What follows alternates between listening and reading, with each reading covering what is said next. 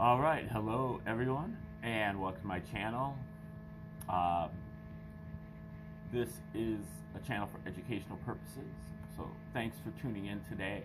And we focus on great ideas, things, concepts, research that is important, vital importance to you, that will help you out with your spiritual, mental, and physical health, but things that are suppressed, things that people who are in powers that be do not want you to know. They will bend over backwards to avoid having you know this. And in particular, we're talking about the priests and the preachers and the pastors and the rabbis, and that's why we're doing a lot of Bible decodes, number 347 today. And we've been looking at the work of Thomas Paine, the patriot, co-founder of the great United States of America, and one of his later works that is called The Age of Reason, where he gets into a discussion of both the Old and New Testaments. And Thomas Paine was one of many American deists. The general vulgar idea of deism is just like the divine clockmaker. God made this clock and then set it into motion, this clock being the universe, and then set it into motion and then just sat back and let it operate. But probably more accurate would be just the deists believe that there is one God, and that one God is not the author of any books. The books of God are the creation itself, and having given humans reason and other higher faculties of consciousness, the humans are to use those higher faculties in order to behold the creation itself without any intermediaries such as books. So obviously Mr. Paine is going to have some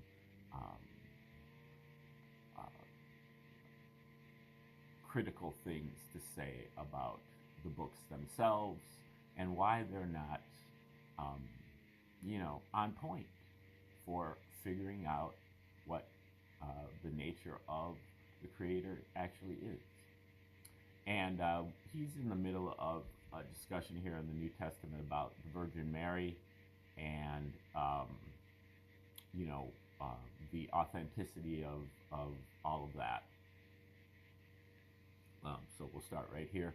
Were any girl that is now with child to say, and even to swear it, that she was gotten with child by a ghost, and that an angel told her so, would she be believed? Certainly she would not. Why then are we to believe the same thing of another girl whom we never saw, told by nobody knows who, nor when, nor where? As the accounts in the New Testament are more or less anonymous. We don't know who wrote them, and we don't know who Matthew, Mark, and so on are directly, or when they were writing it. The general idea, though, is that your pastor, your priest, tells you that this is the Word of God. And so you necessarily have to believe it. You can't question it. Even though you're a truther, you believe in the truth, and you've uncovered all kinds of conspiracy theories, the JFK and the 9/11 and the so-called, 19 thing and all of that, but when you open up your Bible, you throw all of your discernment and all of your critical eye to the wolves, and you just believe everything that's written in there. Just check yourself on that and think about that, whether that is something that is legitimate for you to be doing or not. It's more that you've just been browbeaten over the years, and you have to accept the fact that this is the Word of God and that you can't question it. And, you know, among all these patriot truthers, of whom I have great admiration in many ways and great agreement in many ways, they sit around and virtue signal as well about how, you know, they're a Christian or they believe this. Most of them haven't cracked this book open, because if you do crack the book open, there are like red flags coming out of it, you know, on every page. Every page there's like 10 red flags, like, you should not believe this. This is something that you should not, definitely never should believe this. But they don't, because they just quote about 200 different citations, passages from the New Testament that they know say something good, without delving into the rest of it and seeing it as a whole, and seeing that the whole thing can just not be supported by an intelligent human being. Okay, so how strange and inconsistent is it that the same circumstance that would weaken the belief even of a probable story should be given as a motive for believing this one, that has upon the face of it every token of absolute impossibility and imposture. The story of Herod destroying all the children under 2 years old belongs altogether to the book of Matthew. Not one of the rest mentions anything about it. Had such a circumstance been true, the universality of it must have made it known to all the writers, and the thing would have been too striking to have been omitted by any. This writer tells us, it hasn't been mentioned by any other author of any kind either. You would think that if some tyrant went after every 2-year-old or under in the entire land, that would, gather some type of comment from somebody. This writer tells us that Jesus escaped this slaughter because Joseph and Mary were warned by an angel to flee with him into Egypt. But he forgot to make provision for John the Baptist, who was then under 2 years of age. However, who stayed behind, fared as well as Jesus, who fled. I had never thought about that. John the Baptist should have also been gotten by Herod and killed. He was eventually killed, but not when he was an infant. So John the Baptist stayed behind and fared as well as Jesus, who fled, and therefore the story circumstantially belies itself. Not any two of these writers agree in reciting exactly in the same words the written inscription, short as it is, which they tell us was put over Christ when he was crucified. And besides this, Mark says he was crucified at the 3rd hour, which would be 9 in the morning. John says it was the 6th hour. The inscription is thus stated in those books. In Matthew, it says, "This is Jesus, King of the Jews." Just a second here. I'll just please hold for processing just for a moment. I think I missed something here. Sorry.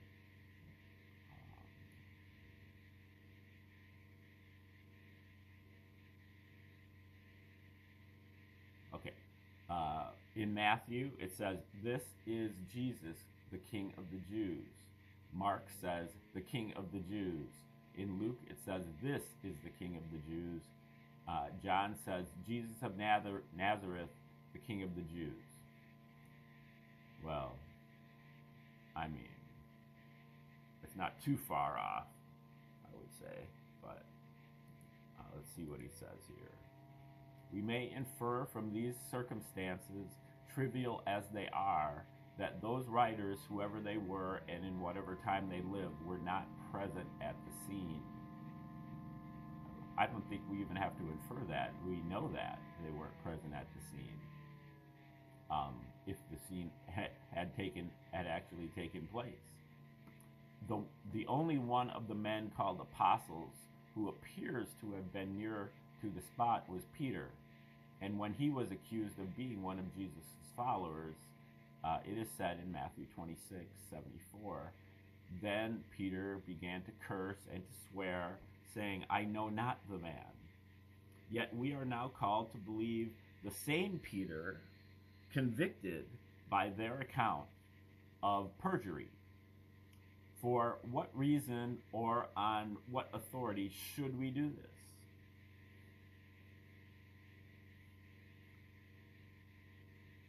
The accounts that are given of the circumstances that tell us attended the crucifixion are differently related in those four books. The book ascribed to Matthew says, "There was darkness over all the land, from the 6th hour unto the 9th hour, that the veil of the temple was rent in twain from top to bottom, that there was an earthquake, that the rocks rent, that the graves opened, that the bodies of many of the saints that slept arose and came out of their graves after the resurrection, and went into the holy city and appeared unto many." Such is the account which this dashing writer of the book of Matthew gives, but in which he is not supported by the writers of the other books. The writer of the book ascribed to Mark, in detailing the circumstances of the crucifixion, makes no mention of any earthquake, nor of the rocks rending, nor of the graves opening, nor of the dead men walking out.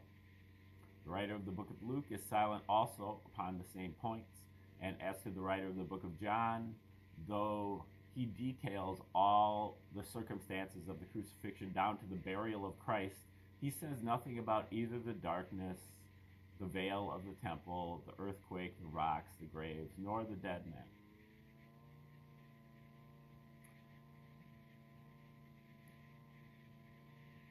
So it's really all just in Matthew.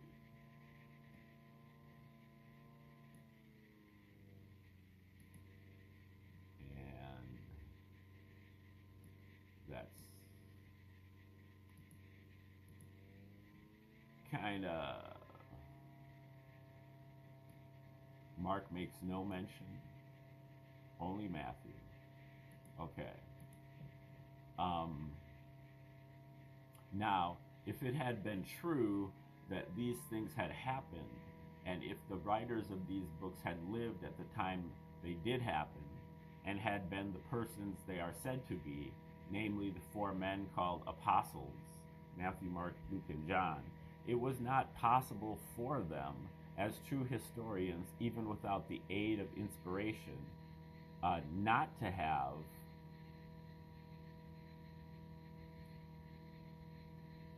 recorded them. The things, supposing them to have been facts, were of too much notoriety not to have been known, and too much importance not to have been told. All these supposed apostles must have been witnesses of the earthquake, if there had been any, for it was not possible for them to have been absent from it. The opening of the graves and resurrection of the dead men and their walking about the city is of still greater importance than the earthquake.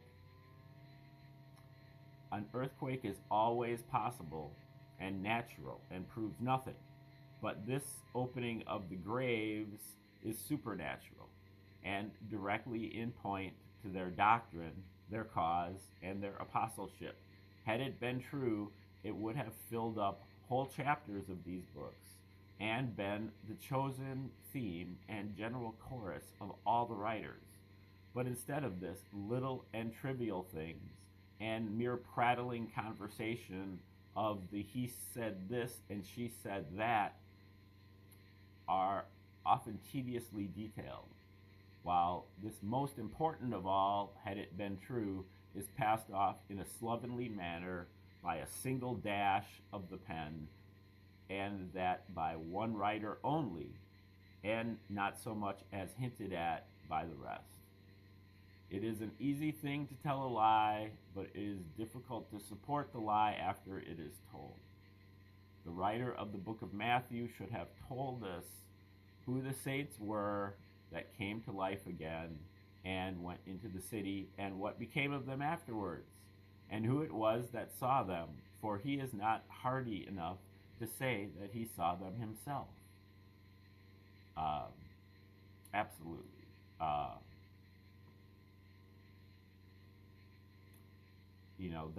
It's far from a trivial point, but it is kind of passed off as a trivial point, and then used by Christian enthusiasts as something major when it absolutely isn't. Where it's clearly exaggeration. For he is not hardy enough to say that he saw them himself, whether they came out naked and all in natural buff, he saints and she saints, or whether they came full dressed, and where they got their dresses, whether they went to their former habitations and reclaimed their wives, their husbands, and their property, and how they were received, whether they entered ejectments for the recovery of their possessions, or brought actions of crim con against the rival interlopers. Not sure what that means. Whether they remained on earth and followed their former occupation of preaching or working, or whether they died again and went back to their graves alive and buried themselves. Yeah, well, absolutely. That's a detail that is absolutely nobody in their right mind should believe that in any way, shape, or form. And again, the literalist, fundamentalist Christians out there, you need to throw some cold water on your face, because this is not something that a person who doesn't have a mental illness would believe in. Now, again, I have to mention, out of all the five major Western religions, Christianity, Judaism, Islam, Satanism, and scientism, otherwise known as either atheism or communism, Christianity is by far my favorite one of the five. I am not a hater.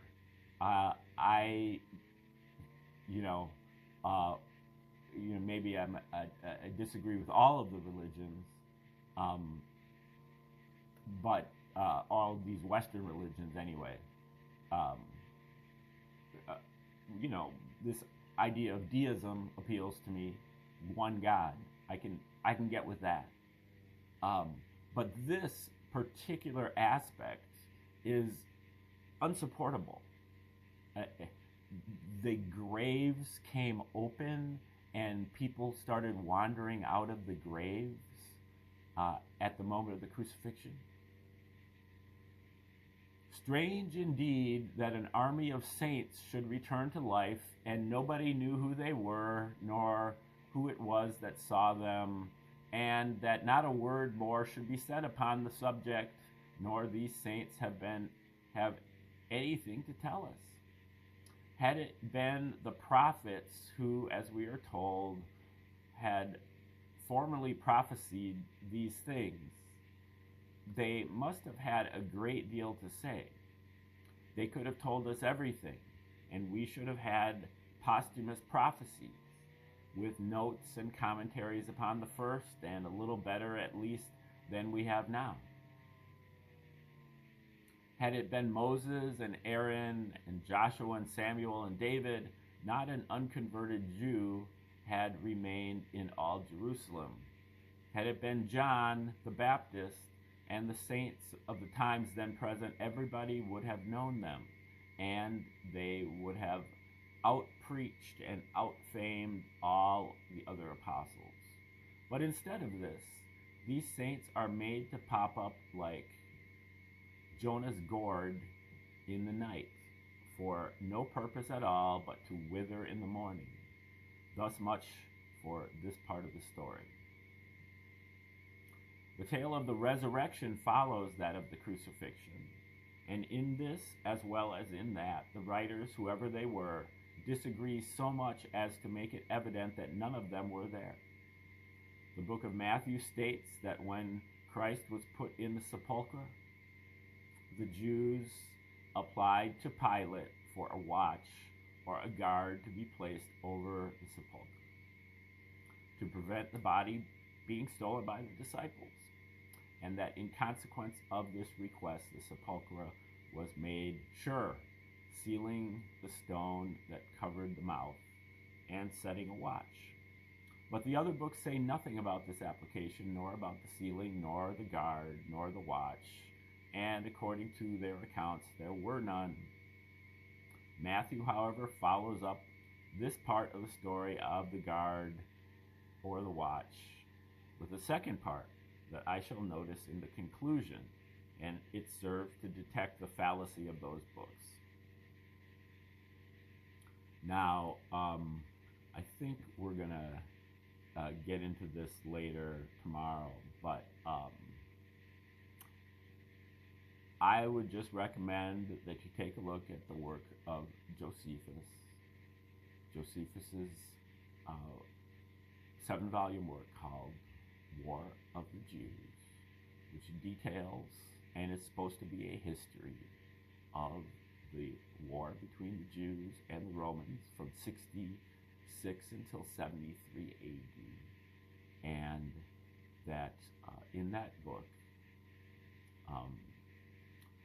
there are so many parallels to the Gospels that makes it obvious that the author of Josephus is the same as the author of all of the Gospels, in particular the book of Luke, though, and that Josephus himself indicates that he is a member of the Roman royal family, and the Roman royal family are the true authors of the Gospel.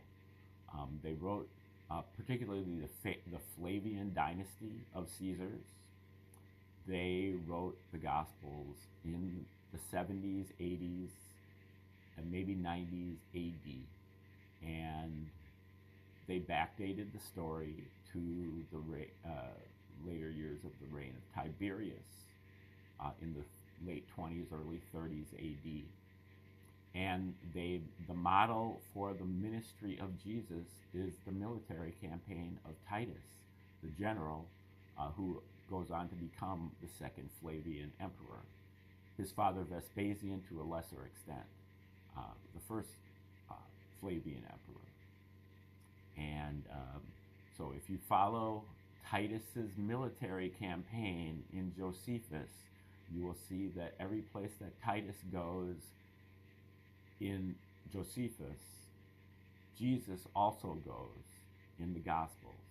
And they go to these places in the same order, and at each one of the locations, they encounter a parallel event.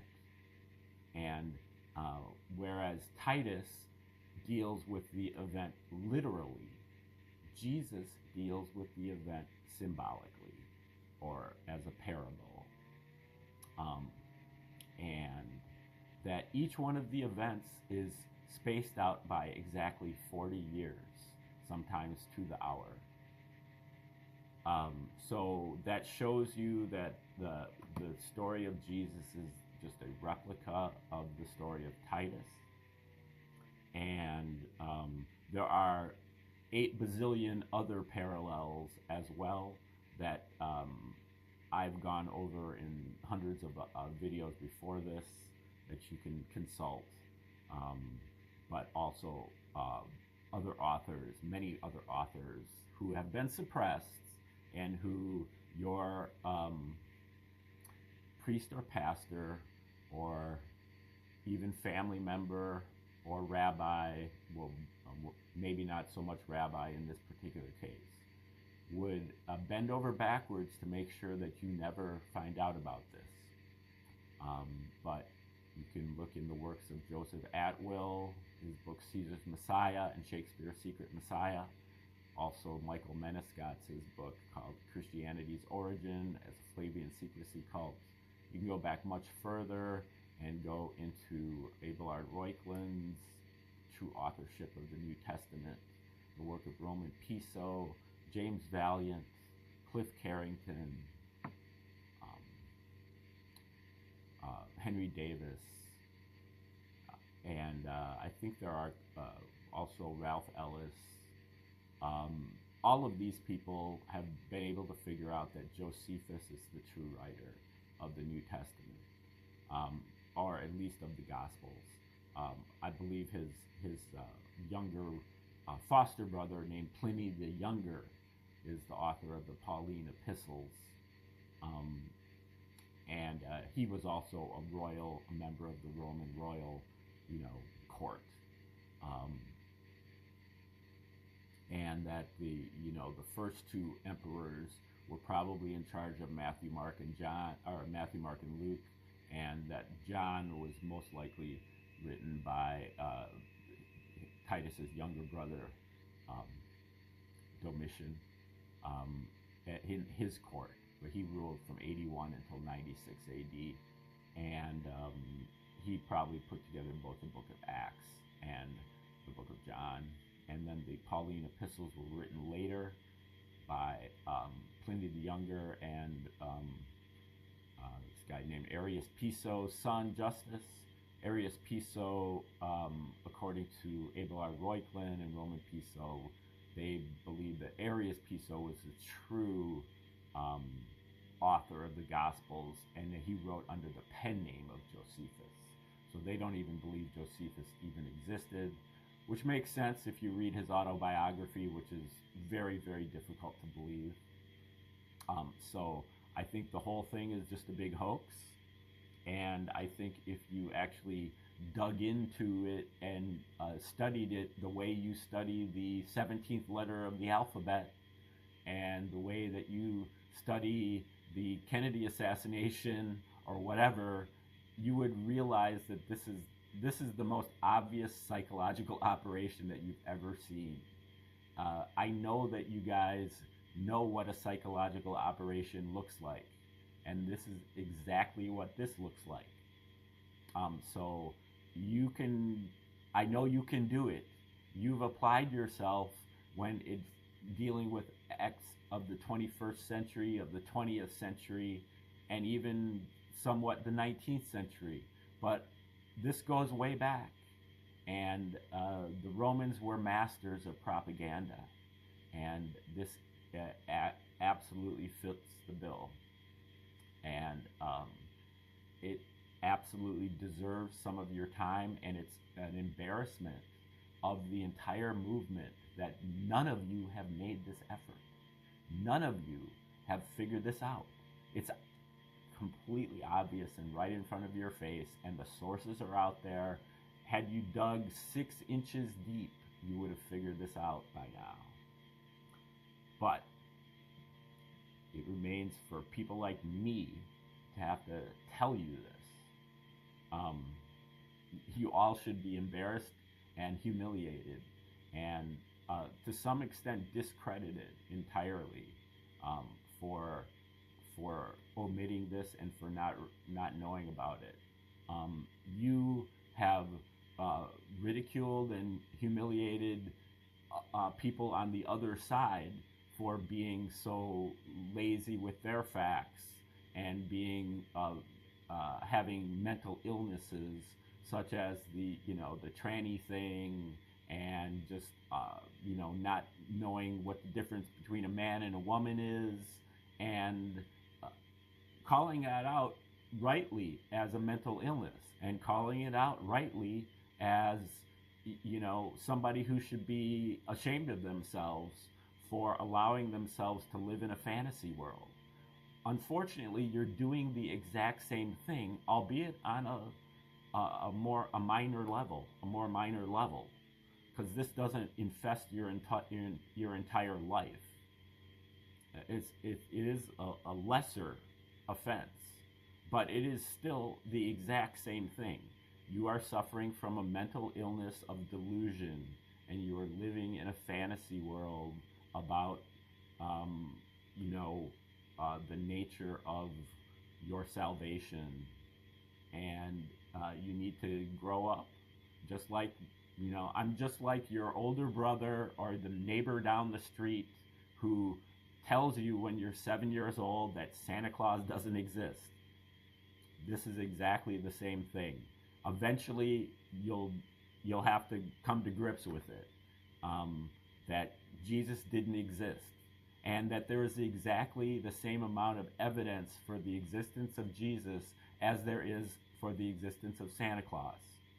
In fact, there is more evidence for the existence of Santa Claus, because with Santa Claus, at least on your network news or your local news, on Christmas Eve, the meteorologist tells you that Santa was picked up by the radar, leaving the North Pole and on his way to deliver the toys.